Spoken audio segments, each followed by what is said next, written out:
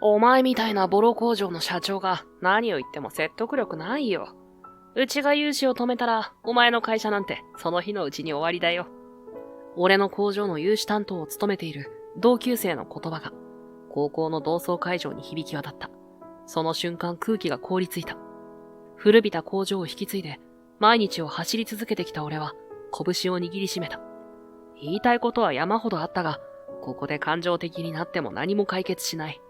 周囲の同級生たちは、俺と彼の間を行ったり来たりと視線を動かし、気まずい表情を浮かべている。そこに、澄んだ女性の声が空気を切り裂いた。それは違うわ。彼の会社は。彼女の言葉に、同級生たちの視線が変わっていく。そして、同級生の顔は、みるみるうちに青ざめていった。彼女がなぜ俺の会社のことをそこまで知っているのか。彼女と俺の間には、どんな関係があるのか。その夜、俺の人生は大きく動き始めた。俺の名前は桐山伊作。建材製造工場の社長として毎日を走り続けている。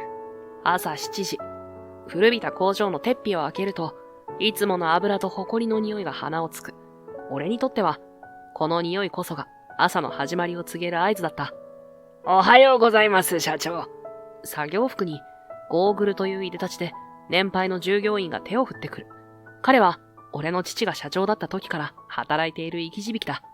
今日も早いですね。はは、早起きは三文の徳って言いますからね。俺が工場長になってから3年、最初は若すぎると不安がられたが、今ではみんなが俺を頼りにしてくれている。それが何よりも嬉しい。工場内に足を踏み入れると、すでに数人のスタッフが準備を始めていた。古い機械の多くはくたびれているが、みんなの手入れのおかげでまだまだ現役で働いている。事務所に入ると CFO の直井がすでにデスクで数字とにらめっこしていた。彼は俺の学生時代の友人で、俺のやることを夢物語だと笑う周囲を尻目に、この工場に来てくれた数少ない理解者だ。おはよう、イサク。これ見てくれ。直井は眉間にシワを寄せながらパソコンの画面を指さした。そこには関東銀行からのメールが表示されていた。追加融資の件だが、審査に時間がかかっているらしい。そうか。俺は軽くため息をついた。俺たちは今、新しい素材を開発しようとしている。それには資金が必要だ。大丈夫だ。前向きな返事をもらえるはずだ。俺はそう言いながら、事務所の窓から工場の全体を見渡した。老朽化した建物、古い機械。でも、そこで働く人々の表情は明るい。みんなが同じ夢を見ている。直井が予定表を眺めながら言った。関東銀行もだけど、今日の星野さんとの打ち合わせも大事だよな。ああ、彼は重要な取引先だ。今開発中の新素材に強い関心を示してくれている。でもその前に関東銀行の融資が決まらないと。直井は少し考え込むように言った。そんな彼の肩を俺は軽く叩く。必ず決まる。俺たちの技術は本物だ。イサク、お前はいつも前向きだな。当たり前だ。この工場の未来を信じてるからな。俺は立ち上がり、窓から見える工場の風景を見つめた。錆びついた屋根、古びた壁。でもその中には、新しい未来を切り開こうとする情熱が満ちている。関東銀行、何としても納得させてやる。この技術で世界を変えられるって。直井は笑ってうなずいた。あ、その意気だ。俺たちは肩を並べて事務室を出た。数日後、俺は高校の同窓会に参加していた。なんとなく気が進まなかったが、直井にたまには息抜きも必要だと背中を押され参加することにした。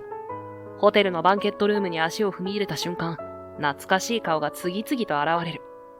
あ、桐山じゃないか。クラスの幹事だった男が声をかけてきた。それぞれが持ち寄った近況報告に場は和やかな雰囲気に包まれていた。俺は控えめに工場を継いで建材関係の仕事をしていると伝えた。工場社長か。渋いね。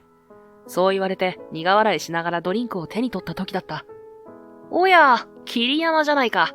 まさか来るとは思わなかったよ。声のした方を向くと、スーツ姿の男が立っていた。新谷進。高校時代は俺とそこまで親しくなかったが、今は関東銀行で俺の工場の融資担当をしている男だ。先週も融資の話で顔を合わせたばかりだった。ああ、新谷。俺は軽く会釈した。表情には出さないようにしたが、仕事の場を離れたこんなところで顔を合わせたくはなかった。オタクの追加融資の申請見させてもらったよ。正直笑っちゃったな。新谷の唇が不敵に歪む。その言葉に周囲の会話が一瞬止まった。新谷はそんな彼らを見回した。ここにいるみんなにも知っておいてもらった方がいい。桐山のボロ工場はうちの銀行の融資でなんとか息してるようなもんだからさ。周囲からは困惑の視線が集まる。俺の拳が知らず知らずのうちに握りしめられていた。言いたいことは山ほどあったが、ここで感情的になっても何も解決しない。俺は新谷の目をまっすぐ見つめた。俺の会社が持つ技術の価値もわからないくせに、偉そうに判断するな。新谷の顔が一瞬引きつった。だが、すぐに嘲笑に戻る。技術？何の冗談だよ。お前みたいなボロ工場社長が何を言っても説得力ないよ。うちが融資を止めたら、お前の会社なんてその日のうちに終わりだよ。周囲の目が俺と新谷の間を行ったり来たりしていた。同窓会の和やかな雰囲気はすっかり冷え込んでしまった。この状況を何とかしなければ、そう思った時だった。それは違うわ。澄んだ女性の声が緊張した空気を切り裂いた。振り向いた先には淡いミントブルーのドレスに身を包んだ女性が立っていた。整った顔立ちに大きな瞳。肩に流れる黒髪は柔らかな波を描いている。一瞬、その場にいた男性陣の視線が釘付けになった。江見光。高校時代は美化委員で、いつもひっそりと掃除道具の点検をしていた彼女が、今は見違えるほど洗練された美しさをまとっていた。エミー。新谷の声が急に柔らかくなる。態度の変化があからさまだった。光は微笑んだ。しかし、目は真剣だった。新谷くん、伊作くんの会社は売上高40億円よ。桜エコマテリアルズっていうの、みんなも知ってるでしょ？その言葉に周囲からどよめきが起こった。新谷の顔がこわばった。エミ、お前は何を？私も感動銀行で働いているから知ってるのよ。伊作くんの会社の ESG 審査資料を確認する機会があったの。ESG っていうのは、企業の持続可能性や社会的責任を評価する国際的な投資基準なんだけど、伊作くんの会社は特に環境面で驚異的な評価を受けているわ。光の視線が俺に向けられ、かすかに微笑んだ。嫌味のない自信に満ちた彼女の説明に、同級生たちの視線が変わっていく。反対に、新谷の表情は険しさを増していた。エミー、それは内部情報だ。こんな場で話すべきじゃない。あら、新谷くんこそ、最初に融資の話を持ち出したのは誰だったっけ？私は伊作くんの会社の価値を正当に評価しただけよ。光は鋭く切り返した。新谷は言葉に詰まり、グラスを強く握りしめた。光は周囲に向かって、まるで誇らしげに語り始めた。伊作くんはね、親が経営していた古い工場を引き継いだ後、独自の技術開発に取り組んだの。二酸化炭素を吸うバイオセメントよ。二酸化炭素を吸う？セメントなのに？周囲から驚きの声が上がる。光はうなずいた。そう、通常のセメントは製造過程で大量の CO2 を排出するけど、伊作くんが開発したバイオセメントは逆に空気中の CO2 を吸収して固定化するの。環境問題に大きく貢献する革新的な技術なのよ。光の説明は正確で、しかもわかりやすかった。俺自身がプレゼンする時よりもずっと魅力的に聞こえる。彼女がそこまで俺の会社のことを知っているとは正直驚いた。すごいじゃないか、桐山。高校の時から変わらないな。いつも環境のこと言ってたもんな。同級生たちが次々と声をかけてくる。その中で、新谷の表情だけが暗く沈んでいた。彼はチラチラと光を見ながら不機嫌そうに唇を噛んでいる。その時、新谷のスマホが鳴り響いた。彼は画面を見て表情を硬くする。失礼。その一言を残し、新谷は足早にバンケットルームを出て行った。その背中は妙に緊張しているように見えた。光は新谷が去った後、少し申し訳なさそうに俺に向き直った。ごめんなさい、伊作くん。仕事の話をこんな場で出すつもりはなかったんだけど。いや、助かったよ。でも、よく俺の会社のことを知ってるね。私ね、ESG 内部監査チームの臨時メンバーなの。それで、あなたの会社の資料を見る機会があって、光は少し照れたように微笑んだ。彼女の瞳には紳士さが宿っていた。それに高校の時、あなたが環境に優しい建材の話をしていたのを覚えてたから、あの頃の夢を本当に実現させたんだって、私感動したの。俺は驚いた。そんな昔の話を彼女が覚えていたなんて。高校時代、図書室の隅で交わした会話の記憶が鮮やかに蘇ってきた。覚えてくれてたんだ。もちろん。あなたの情熱は当時から特別だったもの。光の笑顔はこの場の誰よりも輝いて見えた。彼女の言葉に胸の内に温かいものが広がっていくのを感じた。同窓会が終わり、ホテルを出ると、春の夜風が俺たちの頬を撫でた。まだ夜は少し肌寒い季節だが、今夜は不思議と暖かく感じる。送るよ。光はそんな俺の申し出に少し考えてからうなずいた。ありがとう。助かるわ。遠くに見える駅までの道を、俺たちは肩を並べて歩き始めた。この距離は、高校時代には考えられなかったことだ。こんな風に夜道を二人きりで歩くことなど、想像もしていなかった。ESG 審査で高評価って本当？もちろん。あなたの技術は本物だもの。光は力強くうなずいた。信号待ちで立ち止まった時、光がふと空を見上げた。東京の空って、星が見えないわね。CO2 濃度も世界平均より高いんだ。思わず専門的な話をしてしまい、慌ててごめんと付け加えた。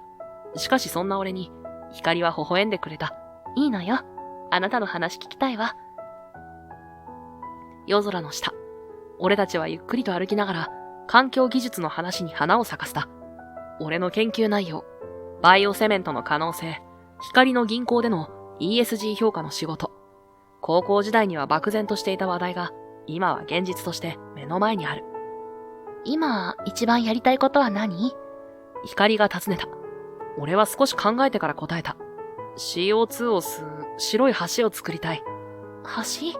ああ、バイオセメントで作る CO2 を吸収する白い橋だ。人々が毎日渡りながら環境への貢献を目に見える形で実感できる。そんな橋があれば、環境技術への理解も広がると思うんだ。素敵な夢ね。街灯の明かりに照らされた光の瞳が星のように輝いていた。感動銀行から追加融資がもらえれば、その夢に一歩近づける。橋に必要な量のバイオセメントが製造できるようになるんだ。それで今、追加融資を申請中なのね。大丈夫よ。あなたの技術の価値は確かだもの。私も精一杯サポートするわ。その時、風が少し強くなり、光の髪が揺れた。俺は思わず、彼女の肩に手を添えていた。寒くない？うん、平気。光は首を振ったが、その方は少し赤く染まっていた。そのまま歩き続けて、駅に到着した。俺たちはその手前で立ち止まった。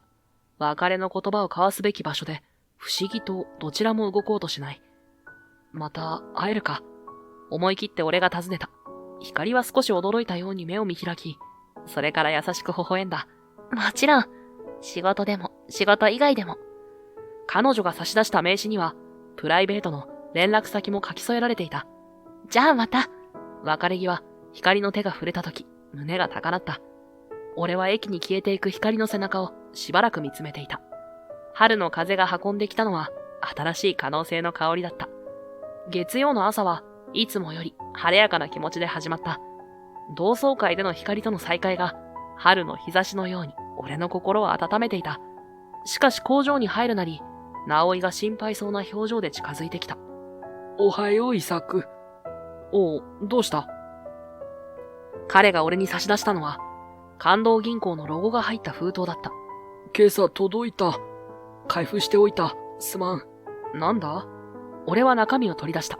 一瞬、目の前が真っ暗になる感覚があった。株式会社、桜エコマテリアルズ、オンチュー。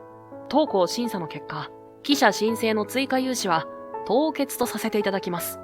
また、既存融資枠の設備資金使用も当面の間、停止措置とさせていただきます。信じられない思いで何度も読み返す。どういうことだ？新谷に電話してみる。俺はすぐにスマホを取り出した。何度もコールが鳴るが、新谷は電話に出ない。今から銀行に行くぞ。おい、イサク、冷静になれ。まずは状況を整理しよう。直井が俺の袖を掴んだ。が、俺は思わず声を荒げた。冷静になんてしてられない。この融資が止まれば、パイロットプラントの増設が遅れる。国交省の強度試験までの期限もある。あと何日だ？ 20 日だ。直井の声に緊張が混じる。しかし、これは正式な通知だ。銀行に乗り込んでも。何もしないわけにはいかないだろう。俺はカバンをつかみ、足早に事務所を出た。感動銀行の支店についても、新谷の姿はなかった。新谷は本部に出向いています。受付の女性がそう告げた。では、支店長の佐々木さんにお会いしたい。申し訳ありません。支店長は今、お客様と面談中で。待ちます。俺と直井は、待合室で30分以上待たされた。やっと呼ばれて支店長室に入ると、佐々木支店長は冷ややかな表情で対応した。桐山さん、こちらの決定は覆りません。理由を聞かせてください。先週まで問題ないと言われていたはずです。佐々木は、机の上の書類をめくりながら、目も合わせずに答えた。審査部からの指示です。詳細は担当の新谷から連絡があるでしょう。支店長、このままでは我が社は国交省の認可期限に間に合わなくなります。それは記者の問題ですね。その冷たさに怒りがこみ上げてきた。先週まで順調だった案件が、なぜ突然。内部審査の結果です。今日はこれ以上お話しすることはありません。担当者から連絡させます。佐々木は立ち上がってドアを開けた。俺は銀行を後にせざるを得なかった。午後、俺は勇気を出して光に連絡を入れた。今朝の出来事を伝えると、彼女は驚きと困惑の声を上げた。そんな、おかしいわ。ESG 評価は高かったのに。カフェで少し話せないか。悪いとは思うんだが。もちろん、今日の仕事が終わったら。約束の時間に銀行近くのカフェで待っていると、見慣れたシルエットが入ってきた。光だ。黒のスーツ姿で、やや疲れた表情を浮かべている。彼女は俺の前に座った。伊作くん待った？今日は予定が詰まっていて。ありがとう、時間を作ってくれて。コーヒーを注文して、俺は今朝から昼にかけての出来事を詳しく説明した。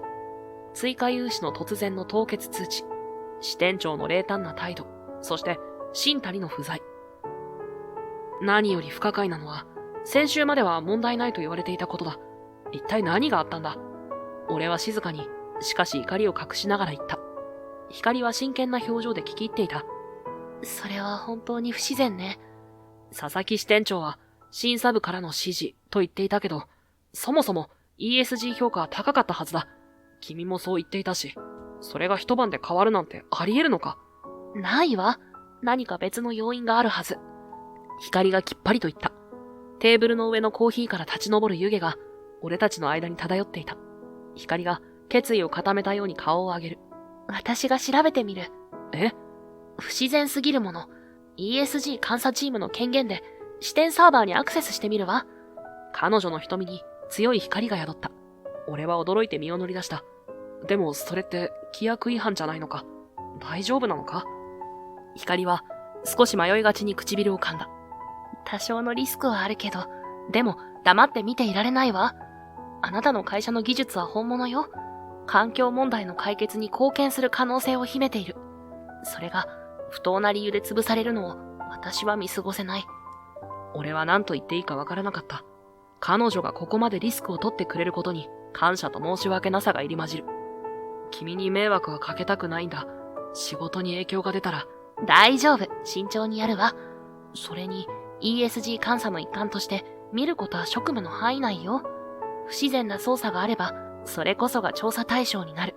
けど、伊作くん、高校時代、あなたは環境のために何ができるか、いつも真剣に考えていた。その姿勢に私、勇気をもらったの。今、あなたはその夢を実現しようとしている。CO2 を吸う白い橋を作ろうとしている。その可能性を潰すような不正があるなら、それを明らかにするのも、私の仕事だと思うわ。コーヒーカップを見つめながら、光は言った。俺の胸が熱くなった。ありがとう、光。彼女は微笑み、そっと俺の手に触れた。何か分かったら連絡するわ。カフェを出て、春の夕暮れの中を歩きながら、俺は複雑な気持ちに包まれていた。光の勇気と優しさ。彼女が自分のキャリアをリスクにさらしてまで協力してくれることに、深い感謝と、同時に不安もあった。でも今は彼女を信じるしかない。俺の夢を諦めるわけにはいかないのだ。翌日、俺は重い足取りで星野建設の本社ビルを訪れていた。取引先との約束を守れなくなるかもしれない。そんな報告は経営者として最も辛いものの一つだ。受付で名前を告げるとすぐに応接室に通された。しばらくして入ってきたのは星野建設の社長、星野渉さんだ。いつもは温厚な笑顔を浮かべている彼も今日は少し心配そうな表情をしていた。桐山さん、久しぶりですね。お茶をどうぞ。お茶を勧められ、俺は一礼した。お忙しいところすみません。いえいえ、あなたからの連絡ならいつでも時間を作りますよ。星野さんはかぶりを振った。彼の優しさにこれから伝えなければならない内容がさらに重く感じられた。俺は深呼吸し切り出した。実は銀行からの融資が打ち切られることになりました。え？星野さんの眉が上がった。追加融資だけでなく既存の融資枠も凍結されてしまって、このままでは御社との契約で約束した納期に間に合わない可能性があります。そんな、何があったんですか？星野さんは驚きの表情を隠さずに尋ねてきた。俺は昨日の出来事を簡潔に説明した。話を得ると、星野さんは深く考え込む様子を見せた。そして突然、明るい声で言った。新しい銀行を紹介しますよ。私の知り合いで、環境技術に理解のある融資担当がいるんです。予想外の申し出に、俺は一瞬言葉を失った。星野さん。桐山さんの技術は本物です。私はそれを信じています。これまでの試作品を見せてもらって、その可能性は十分に理解しています。だから、この契約は必ず実現させたい。星野さんの表情は真剣だった。ありがとうございます。俺は心から感謝した。ところで、関東銀行の融資担当って新谷さんですか？はい、そうですが。彼は今元気ですか？その質問に、俺は思わず、と声を上げていた。星野さん、新谷のことをご存知なんですか？星野さんは少しためらった後、ゆっくりとうなずいた。実は、星野さんの話を聞いて、俺は思わず目を丸くした。とにかく桐山さん、あなたの技術を潰させるわけにはいきません。私も全力でサポートします。CO2 を吸う白い橋は必ず実現させましょう。ありがとうございます。彼の言葉に少し勇気をもらった気がした。星野建設から戻る途中、スマホが震えた。画面を見ると、光からのメッセージだった。急いで銀行に来て、重要な情報があります。短い文面だが、その背後にある緊迫感が伝わってくる。俺は車を急がせた。銀行に着くと、光は裏口で待っていた。いつもの穏やかさはなく、緊張した面持ちだ。ここじゃ話せないわ。カフェに行きましょう。彼女は小声で言った。俺たちは銀行から少し離れた小さなカフェに入った。客が少ない奥のテーブルに座ると、光はノートパソコンを開いた。見つけたわ。これ、先週の木曜日の深夜2時17分。通常、銀行のシステムはメンテナンス以外では深夜にアクセスされることはないの。でもこの時に、新谷001という ID でリモートアクセスがあったわ。光が指さした画面には、ログ記録が表示されていた。これは、新谷の ID。そう。そして彼がアクセスしたのは、あなたの会社の強度試験データよ。CSV ファイルが書き換えられているわ。俺の心臓が早金を打った。書き換えられた？どういうこと？ ESG 審査の一環で、現在の強度データも評価対象になるの。あなたの会社が提出したデータが改ざんされていたのよ。信じられない話だった。俺は画面を食い入るように見つめた。証拠は確実。システムはすべてのアクセスを記録しているわ。この時間帯に新谷くんの ID でアクセスがあった。しかもリモートから。通常、彼がこんな時間に業務をすることはない。光は自信を持っていった。なぜ新谷がそんなことを。わからないわ。でもこれは確かな証拠よ。あなたの会社のデータが意図的に改ざんされた。それによって審査結果が覆されたんだわ。光は唇を噛んだ。強度試験のデータ改ざん。銀行内部での不正行為。これが本当なら、ただの融資問題を超えた大問題だ。その時、カフェのドアが開く音がした。俺たちは反射的に振り向いた。そこに立っていたのは新谷だった。彼はゆっくりとした足取りで、俺たちのテーブルに近づいてきた。エミー、お前が銀行のシステムに不正アクセスしているって噂を聞いたんだが、その言葉に光の肩が一瞬こわばった。だが、彼女の目には決して曇ることのない強い光があった。アクセス権限内の業務よ。ESG 内部監査チームのメンバーとして。新谷の顔に不敵な笑みが浮かぶ。彼は光のノートパソコンの画面をちらりと見た。なるほど。だから桐山の会社のデータを調べていたのか。これは、あなたが書き換えたの？光の声は静かだったが、その一言は鋭い刃物のように空気を切り裂いた。新谷の表情が一瞬揺らいだ。何の話だ？とぼけないで。先週木曜日、深夜2時17分、あなたの ID でリモートアクセスがあった。伊作くんの会社の強度試験データが改ざんされたの。新谷の顔から血の気が引いた。彼は素早くカフェの中を見回し、誰も聞いていないことを確認すると、声を落としていった。今なら内部に収めてやる。そのデータを消して、このことは忘れろ。じゃなかったら、君はクビだ。その言葉に、俺は思わず立ち上がりかけた。だが、光は冷静さを崩さず、むしろ毅然とした態度で、新谷を見据えていた。何を言ってるの？クビだなんて、あなたの一存じゃ決められないわ。君は臨時メンバーだ。上に話を通せば簡単に外せる。そんな脅しが通用すると思ってるの？ ESG 評価の不正操作。これは単なる内部問題じゃない。金融庁の調査対象になるわ。光は冷たく言い放った。新谷の額に汗が浮かんだ。彼は椅子を引き、俺たちの向かいに腰を下ろした。その手はかすかに震えていた。わかってないな、エミ。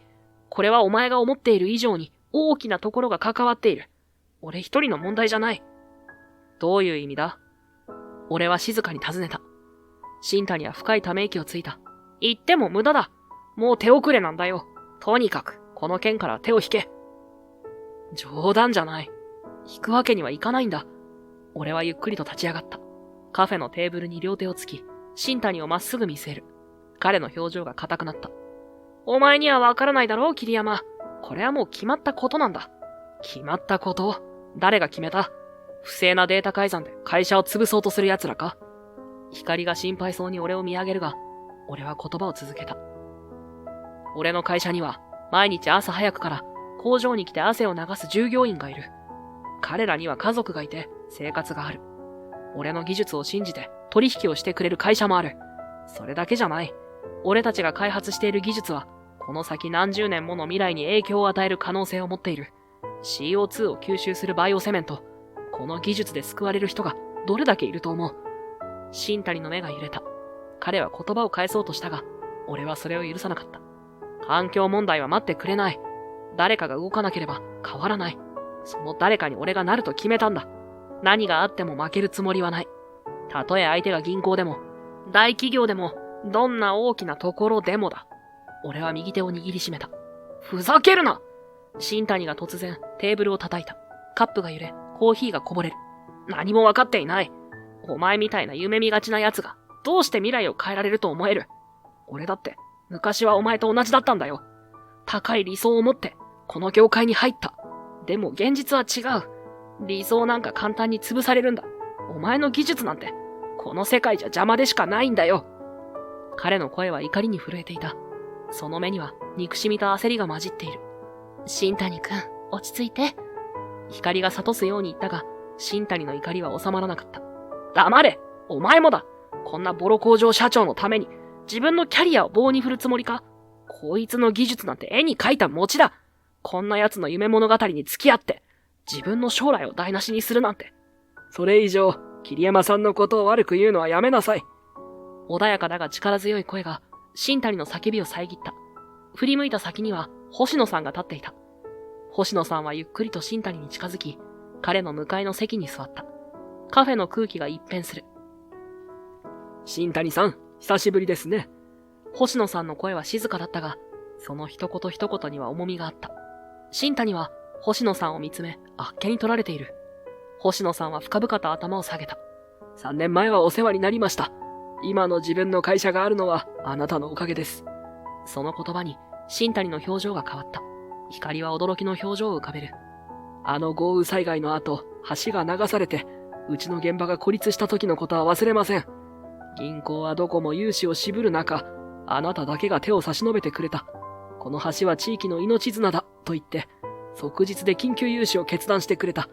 あの5000万円がなければ、資材も運べず、工期も守れず、違約金で会社は潰れていたでしょう。あなたの決断で、地域の交通も守られ、私の会社も生き残れたんです。星野さんは、懐から一枚の写真を取り出した。そこには、修復された橋と、笑顔で並ぶ作業員たちの姿があった。でも、いや、だからこそ、今回のやり方には納得できない。どうして桐山さんの会社のデータを改ざんするような真似を。あなたは人の可能性を信じる銀行員だったはずです。星野さんの表情が厳しくなる。新谷は言葉に詰まり、うつむいた。あなたがなぜこんなことをしているのか、理由を聞かせてください。星野さんの声は、責めるというより、心から理解したいという思いに満ちていた。カフェの空気が凍りついたように静まり返る。新谷はゆっくりと顔を上げた。その目には、もう怒りはなかった。そこにあるのは、ただ深い諦めと悲しみだけだった。あの豪雨の日、星野さんから連絡を受けた。橋が流されて村が孤立した。緊急に資金が必要だと。だけどそれは、本部の審査では絶対に通らない案件だった。新谷は両手で顔を覆った。でも、村の人たちが危険な状態だと聞いて、俺は、融資申請書の担保評価を改ざんした。星野建設の資産価値を水増しして、本来なら融資不可能な5000万円を無理やり通した。さらに内部承認プロセスも省略した。完全な規定違反だった。それだけじゃない。事後報告では災害緊急対応として書類を作り直した。虚偽報告だ。本来なら犯罪行為に近い。星野さんは驚いたように新谷を見つめた。新谷はテーブルを強く握りしめた。半年後、佐々木支店長が内部監査で俺の不正を発見した。彼は他の支店長に報告せず、俺を自分の下につけた。言うことを聞かなければ、このことを公にすると。支店長が？光が驚いて声を上げた。新谷は苦々しくうなずく。それ以来、俺は支店長の手足となって働くようになった。支店長は旧セメント連合の元幹部と癒着している。彼らから高額な接待を受け、優遇金利で融資を流す見返りに、個人的な利益を得ているんだ。そんな支店長にとって、桐山の会社は脅威なんだ。CO2 を吸うセメントは、既存のセメント業界を根底から覆す。だから支店長は俺に、桐山の会社の強度試験データを改ざんして、不良品に見せろと命じた。支店長の指示で、俺は深夜にシステムに侵入し、数値を書き換えた。ESG 評価も操作した。カフェの静寂の中で、その告白は重い鉛のように響いた。星野さんの顔からは血の気が引いていた。彼はまじまじと新谷を見つめ、唇を震わせながら言った。そんな、あなたがそこまでのリスクを背負ってまで。息を深く吸い込み、星野さんは決意を固めたように姿勢を正した。新谷さん、もうこれ以上、あなたに罪を重ねてほしくない。過去のことは全て公表します。私から。その言葉に、新谷が驚いたように顔を上げる。うちの会社も無傷では済まないでしょう。融資審査の不備を知りながら受け入れたのですから。でも、あの時救われた命がある。そのことに後悔はありません。だから、あの時のあなたにもう一度戻ってほしい。人を信じ、未来を信じる銀行員に。星野さんの声は震えていたが、その目には揺るぎない決意があった。カフェのテーブルの上で、彼はゆっくりと手を伸ばし、新谷の拳を覆うように握った。人は間違いを犯します。でもそれを認める勇気があれば、また歩き始められる。私もあなたも、まだまだこれからです。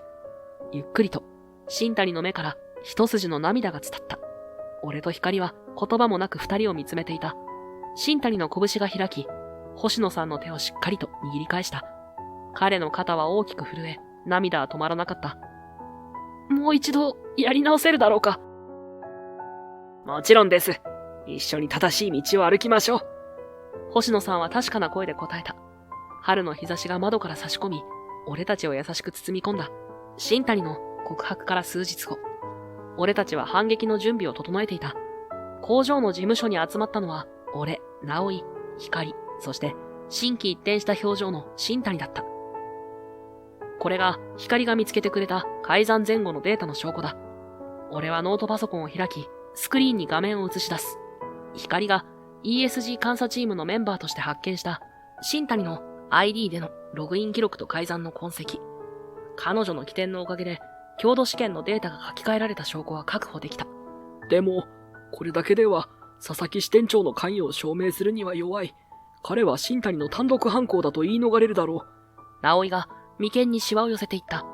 そうだな。何か他に方法はないかな。俺は腕を組んで考え込んだ。確かに、現時点では佐々木の指示があったことを示す直接的な証拠はない。沈黙が部屋に流れた。その時、新谷が静かに口を開いた。佐々木との会話を録音してある。え？みんなの視線が新谷に集まった。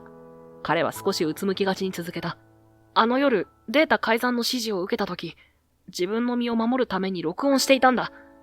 以前から佐々木の不正な指示が増えていて、いつか自分が犠牲になるかもしれないと思っていたから、新谷はポケットからボイスレコーダーを取り出した。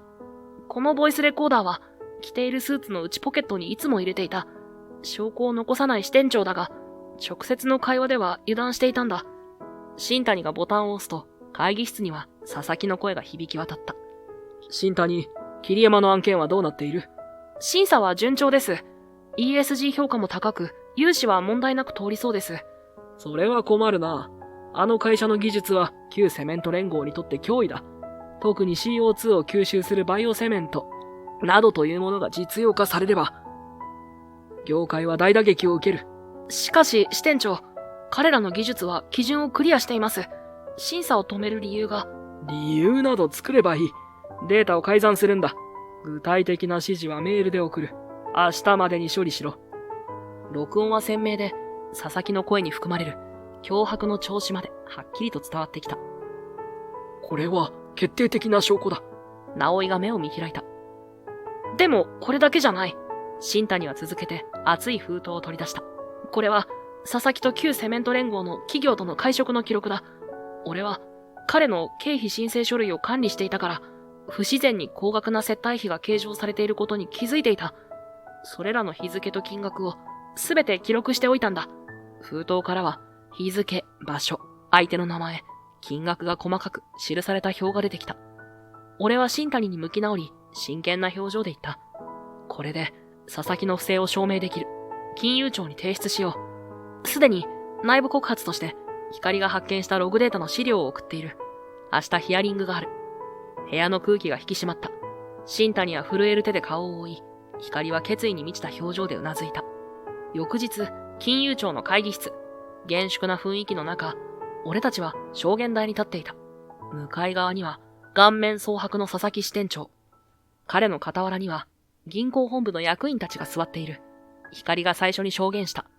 ESG 内部監査タスクフォースのメンバーとして、不自然なデータの変更に気づきました。その調査過程で、桜エコマテリアルズの強度試験データが何者かによって改ざんされていたことが判明しました。彼女は淡々と事実を述べた。その声には揺るぎない確信があった。次に、新谷が前に進み出た。彼の手は震えていたが、目には決意の光があった。私が、佐々木支店長の指示により、データを改ざんしました。これは3年前の私の不正融資を弱みに取られたためです。会場にどよめきが起こる。しかし、それは本来あってはならないことでした。今回、すべての事実を明らかにすることで、私の責任を果たしたいと思います。新谷は録音機器を取り出し、金融庁の調査官に差し出した。これは、佐々木支店長が私にデータ改ざんを直接指示した時の会話です。さらに、これらの資料は支店長と旧セメント連合の企業との不適切な関係を示す経費記録です。彼は震える手で一連の資料を提出した。佐々木支店長の顔からさらに血の気が引いていくのが見て取れた。最後に俺が証言台に立った。私たちは当初から正しいデータを提出していました。バイオセメントの強度試験の結果は基準値を十分に上回っています。そして何より、このセメントは CO2 を吸収する革新的な環境技術です。俺は USB メモリを差し出した。ここには改ざん前の元データと光が発見した改ざんのログ記録が入っています。新谷さんの録音証拠と合わせれば、佐々木支店長が旧セメント連合からの見返りを受けて、意図的に我が社の融資を妨害しようとした事実が明らかになるはずです。俺の言葉が会議室に響き渡ると、佐々木支店長の顔がみるみるうちに青ざめていった。彼は慌てて立ち上がり、机を強く叩いた。これは、すべて新谷の暴走です。新谷は以前から問題社員でした。3年前の不正融資を見れば、それは明らかです。佐々木支店長は周囲を見回し、懸命に弁明をした。しかし、金融庁の調査官は冷静に言葉を放った。佐々木さん、録音された会話で、あなたの声が確認できています。佐々木支店長の顔から血の気が引いた。彼は言葉を失い、よろめきながら椅子に崩れ落ちた。調査官は立ち上がり、厳かな声で宣言した。本日をもって、関東銀行第三支店に対する金融庁の強制調査を開始します。佐々木支店長、あなたは即刻、職務停止処分とします。調査完了まで、すべての銀行関連の業務から離れていただきます。二人の調査官が、佐々木支店長の両脇に立ち、彼のパソコンとスマートフォンを封印するための専用の袋を取り出した。佐々木支店長は最後に俺たちを睨みつけたが、その目にはすでに敗北の色が濃く出ていた。会議室のドアが閉まる音が彼の終わりを告げていた。数日後、俺が工場の事務所で書類に目を通していると、直井が新聞を手に入ってきた。おい、伊作、佐々木が逮捕されたぞ。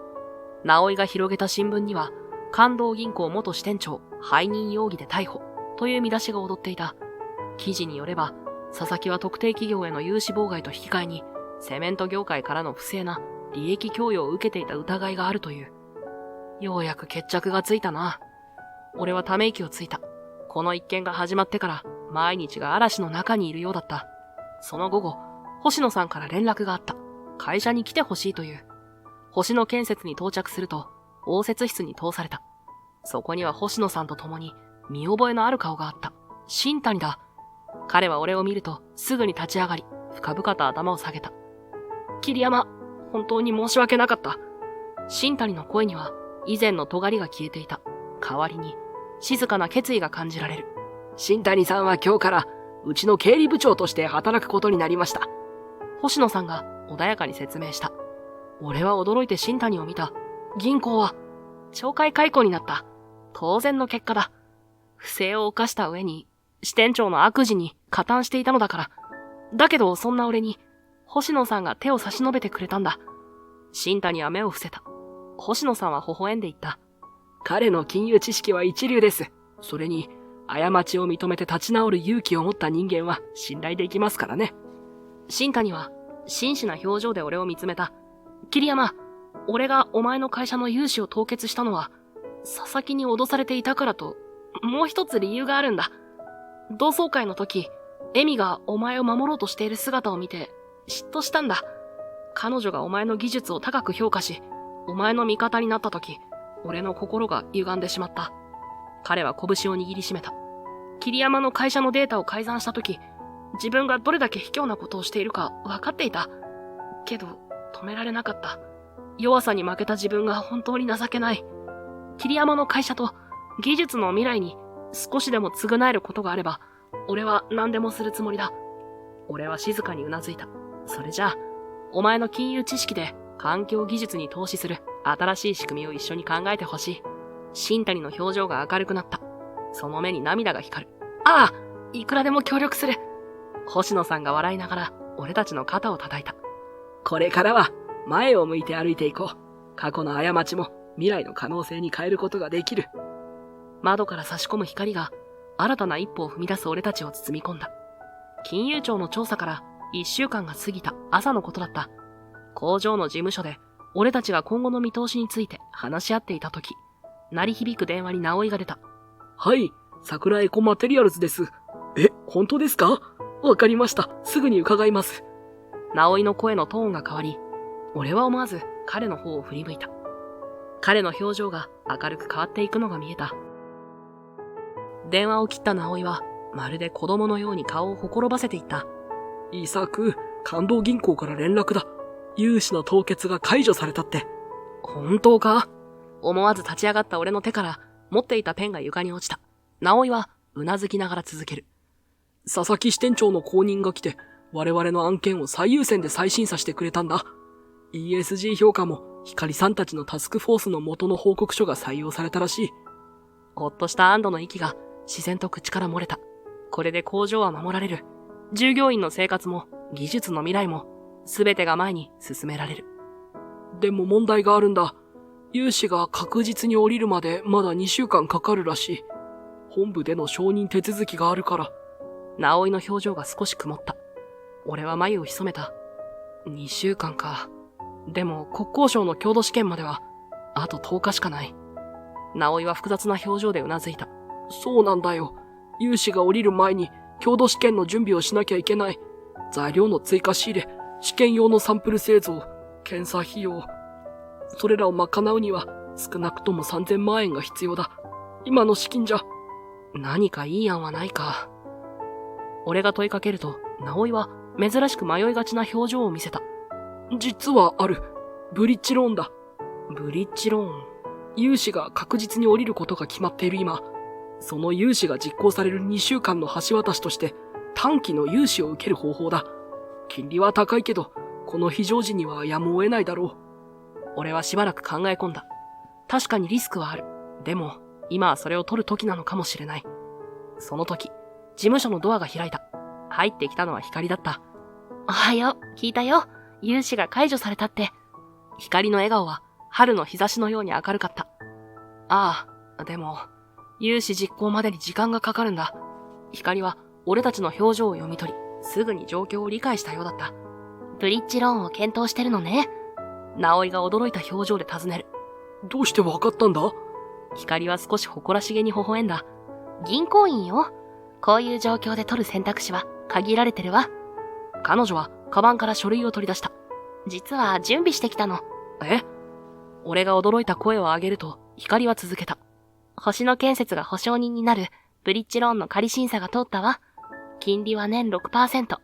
高いけど、2週間だけだから実質負担は少ないはず。俺と直井は言葉を失った。俺は窓の外を見た。工場では従業員たちが黙々と働いている。彼らの懸命な姿に胸が熱くなった。よし、やろう。この橋を渡って次のステージに進もう。一緒に渡りましょう。光が微笑み、その手が机の上で俺の手に触れた。ブリッジローンが実行されてから工場は昼夜を問わず動き続けた。国交省の強度試験まであと7日。その期限に向けて全員が一丸となって試験サンプルの製造に取り組んでいた。イサク、こっちを見てくれ。若い研究員が顕微鏡から顔を上げていた。俺はその横に立ち、接眼レンズを覗き込む。そこには微細なモノ構造が見えた。モノ培養状態が安定してきました。CO2 固定化率も予想以上です。よくやった。研究員の肩を叩きながら、俺は安堵のため息をついた。バイオセメントの核心部分であるバクテリアとモノ共生による CO2 固定化プロセスが順調に進んでいる。それは希望の光だった。ふと顔を上げると、デスクの隅で小さく体を丸めて眠っている光の姿があった。彼女も毎日仕事帰りに工場に来て手伝ってくれていた。その寝顔に胸が熱くなる。そっと上着を脱いで彼女の肩にかけた。ありがとう。小さくつぶやいた言葉は寝息の中に溶けていった。国交省の強度試験当日、俺たちのサンプルはあらゆる試験を完璧にクリアした。圧縮強度、曲げ強度、耐久性。すべての項目で基準値を大きく上回る結果を出した。桐山さん、素晴らしい結果ですね。特に興味深いのは、この強度が CO2 を固定化しながら実現されているという点です。これは、建設業界に革命を起こす可能性を秘めています。国交省としても、この技術の普及を支援したいと思います。俺の胸が高鳴った。これは夢の第一歩だ。CO2 を吸う白い橋を架ける。その夢への道が今開かれようとしていた。翌日、国交省から正式な認定書が届いた。封筒から取り出した一枚の書類を俺たちは呆然と見つめた。長い苦闘の末に、ついに手にした公式認定だ。これで、俺たちの技術が正式に認められたんだ。直井は黙って俺の肩を叩き、光は目に涙を浮かべていた。工場中から拍手が湧き起こった。その音は、古い工場の天井に響き、新たな時代の幕開けを告げるようだった。強度試験合格の1週間後、俺たちは記者会見を開いた。会場となったホテルの会議室には、多くの報道陣が詰めかけていた。桐山社長、このバイオセメントの最大の特徴は何ですか？二酸化炭素を吸収し、固定化する点です。通常のセメント製造では、大量の CO2 が排出されますが、私たちの製品は、逆に環境中の CO2 を吸収します。具体的な数値は？ 1立方メートルあたり年間約 120kg の CO2 を固定化します。これは杉の木約10本分に相当します。報道陣からどよめきが起こった。強度は従来の製品と比べてどうなのでしょうか。国交省の試験では従来のセメントを 15% 上回る強度が確認されています。会場が再び騒がしくなる。カメラのフラッシュが何度も焚かれた。桐山社長、この技術の応用先として最初に考えているのは。その質問に俺は一瞬光の方を見た。彼女は客席の最前列で静かにうなずいていた。CO2 を吸う白い橋を架けたいと思っています。白い橋？はい。人々が毎日渡りながら環境への貢献を目に見える形で実感できる橋です。橋には専用のカウンターをつけ、どれだけの CO2 が固定化されたかをリアルタイムで表示します。その構想を話すと、報道陣は一斉にペンを走らせた。それは素晴らしいビジョンですね。実現の見通しは、星野建設さんと提携し、来年前半の完成を目指しています。司会者が会見の終了を告げた。拍手が会場に響き渡る中、俺は深々と頭を下げた。フラッシュの光に包まれながら段を降り、控え室へと向かった。翌朝、俺が工場に着くと、いつもよりはるかに賑やかな雰囲気に包まれていた。事務所に入るなり、受付の女性が慌ただしく電話対応している姿が目に入った。はい、桜井湖マテリアルズでございます。お問い合わせありがとうございます。彼女の額には小さな汗が浮かんでいた。一方でもう一台の電話も鳴り続けている。俺は思わず駆け寄って受話器を取った。はい、桜井湖マテリアルズです。昨日の記者会見を拝見しました。弊社は神奈川で中規模の建設会社を経営しております。ぜひ御社のバイオセメントを使わせていただきたいのですが。応対している間にもさらに別の電話が鳴り始めた。何が起きているのかわからず、俺は困惑した表情で奥を見ると、直井が何枚もの紙を抱えて現れた。イサク、大変だ。昨日の記者会見の記事が全国紙の一面に載ったんだ。それだけじゃない。海外メディアも取り上げている。CO2 を吸う革命的建材って。直井が広げた新聞には、昨日の記者会見の写真とともに大きく俺たちの技術が紹介されていた。それからこれを見てくれ。彼がタブレットを差し出した。画面には次々と届くメールが表示されている。昨夜から問い合わせが押し寄せてるんだ。現時点でもう70件以上。ゼネコンからの大型オファーも3件ある。俺は言葉を失った。コピー機がうなりを上げ、ファックスが次々と紙を吐き出している。電話は鳴り止まず、メールの通知音が絶え間なく響く。古びた工場の事務所が突如として活気に満ち溢れていた。事務所中がせわしなく動いている中、俺は窓から工場を見下ろした。かつてはボロ工場と揶揄されたこの場所が、今や環境技術の最前線になろうとしている。外から差し込む初夏の光が工場の床を明るく照らしていた。それはまるで俺たちの前に開かれた新しい道を示しているようだった。受注が増え始めてから1ヶ月、俺たちの会社は急速な成長を遂げていた。工場には新しい機械が入り、従業員も倍に増えた。融資凍結問題で失われた時間を取り戻すかのように、すべてが加速度的に動き始めていた。関東銀行の融資担当者も変わった。佐々木支店長の一件以来、銀行側も体制を一新、そして新しい担当者として指名されたのは他でもない光だった。こんにちは、イサクくん。今日は築地報告の日ね。光が事務所に入ってきた。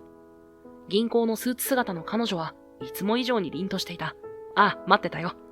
俺は立ち上がり会議室へと案内した。二人きりの空間でなぜか少し緊張する。先月の売り上げは予想 30% 上回ったわ。特に公共事業からの引き合いが強いわね。光は資料に目を通しながら言った。ああ、環境に配慮した建材への需要が想像以上に大きかったんだ。生産能力の拡大は順調？第2工場の建設が来月から始まる。それまでは現状の設備で何とか乗り切るつもりだ。会議は淡々と進む。彼女は鋭い質問を次々と投げかけ、俺は経営者として誠実に答えていく。それは完全にプロフェッショナルな関係だった。しかし、会議が終わり、資料をまとめ始めた時だった。イサクくん、明日の夜、時間ある？光の唐突な質問に、俺は手を止めた。明日？多分大丈夫だけど。じゃあ、19時に駅前で待ち合わせしない？いいけど、何かあるのか？何かあるわけじゃないけど、伊作くんと仕事以外でも会いたいなって。光の声は少し照れくさそうだった。頬が薄く赤く染まるのを見て、俺の胸が高鳴った。わかった。楽しみにしてるよ。光は微笑み、軽く会釈してから部屋を出て行った。扉が閉まると同時に、俺は椅子に深く沈み込んだ。翌日の夕方、俺は緊張の面持ちで駅前に立っていた。普段着とはいえ、いつもより少しだけ気合を入れた服装を選んだ。時間は18時55分。伊作くん。振り返ると、光が小走りに近づいてきた。仕事の時のスーツ姿とは違い、淡い浅黄色のワンピースに身を包んだ彼女は、まるで別人のように見えて、思わず胸が高鳴った。待った？いや、今来たところだよ。嘘だ。実際は30分前から来ていた。光が連れて行ってくれたのは、駅から少し離れた小さなイタリアンレストランだった。窓際の席に案内され、ワインを注文する。柔らかなキャンドルの光が彼女の輪郭を優しく照らしていた。伊作くんは高校時代から変わらないわね。そうか？随分変わったと思うけど。見た目は大人になったけど、本質は同じよ。環境のことを考え、未来のために行動する。そういう姿勢は高校の時から変わらない。光の言葉に少し恥ずかしさを感じた。当時は本当に無双家だったよ。CO2 を吸うセメントを作りたいなんて言って、みんなに笑われていた。笑わなかったのは光だけだよ。光はグラスを持つ手を止め、真剣な表情で言った。私ね、ずっとあなたのことを見ていたの。高校の図書室で環境工学の本を読んでいた姿。科学の実験でみんながふざけている中、真剣に取り組んでいた姿。そんなあなたの姿に、私はいつも勇気をもらってたの。銀行に入ったのも、あなたみたいな人を応援できる仕事がしたかったからなの。光の目には、決して揺るがない意志の光があった。光。俺が言葉を探していると、彼女が俺の手に自分の手を重ねてきた。伊作くん、私、あなたのことが好きよ。彼女の声は小さかったが、確かな思いが込められていた。俺は、光の手を握り返した。震える指が互いに絡み合う。俺も同じだよ。君と一緒にいると何でもできる気がする。CO2 を吸う白い橋を架けることも、世界の環境を変えることも、君がいれば全部現実になる気がするんだ。光の目に涙が光った。俺は彼女の手をしっかりと握り、その目を見つめた。窓の外では街の夜景がきらめいていた。春の日差しが祝賀ムードを一層明るく彩っていた。今日は CO2 を吸う白い橋の完成式。川面に映る橋の姿は、まさに白鳥が羽を広げたかのような優美さだった。橋のたもとには赤いカーペットが敷かれ、多くの来賓と報道陣が集まっていた。桜エコマテリアルズの CO2 を吸うバイオセメントを使用した世界初の橋として、この日を待ち望んでいた人々が大勢駆けつけていた。イサク、そろそろ始まるぞ。直井が緊張した面持ちで俺に声をかけた。普段は作業着姿の彼も、今日はきちんとしたスーツに身を包んでいる。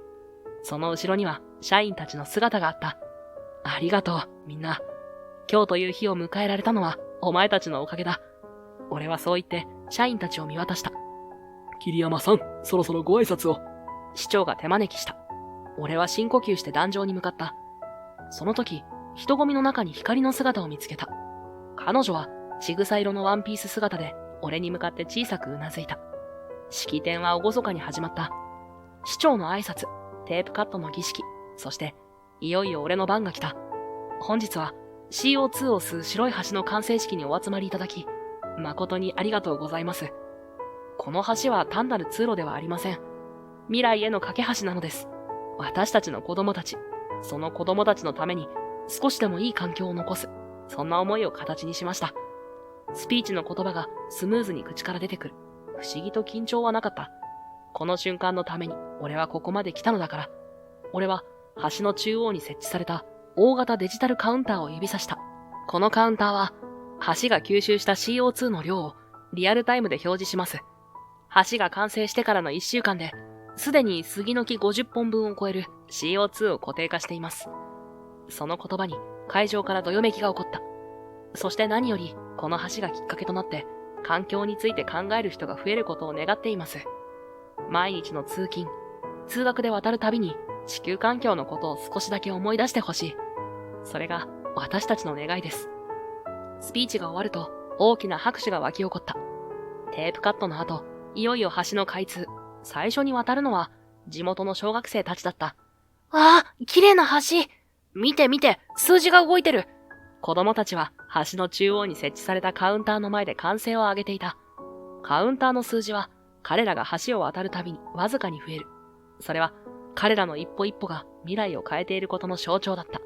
先生、この橋は CO2 を食べるんですか？そうよ。車や工場から出る排気ガスをこの橋が吸収してくれるの。先生の説明に子供たちの目が輝いていた。その様子を見ながら俺はふと横を見た。光が静かに近づいてきていた。俺は彼女に手を差し出した。約束通り一緒に渡ろう。光はその手を取り、二人で橋の上を歩き始めた。足元には白いバイオセメントが太陽の光を反射して輝いている。イサクくん、私たちやったわね。ああ、でもこれはまだ始まりに過ぎない。そうだな。次は世界の空を軽くしよう。この橋の技術を発展させて、高層ビルの外壁材や高速道路の防音壁にバイオセメントを使用すれば、都市そのものが CO2 を吸収する巨大な浄化装置になる。私たちならきっとできるわ。光は俺の目をまっすぐに見つめ、静かにうなずいた。橋の下を流れる川の水面に俺たちの姿が映っていた。白い橋と寄り添う二人。カウンターの数字が再び一つ増え、子供たちの歓声が響いた。未来への第一歩は確かに踏み出されていた。父から引き継いだ古い工場の社長として CO2 を吸収するバイオセメントという常識外れの技術を追求していたとき、困難は予想以上に襲ってきた。融資の凍結、データの改ざん、様々な妨害。でも俺は信じる道を変えなかった。なぜなら、この技術が本物だと心の底から分かっていたからだ。確信とは単なるアイデアではない。それは幾度となく諦めそうになりながらも立ち上がり続ける執念だ。そして何より、その信念に共感し、力を貸してくれる仲間の存在が不可欠なのだ。信念を持って立ち上がれば、必ず共に歩む人が現れる。一人では不可能だった確信も、彼らと一緒なら確かな形となって世界に生まれるのだ。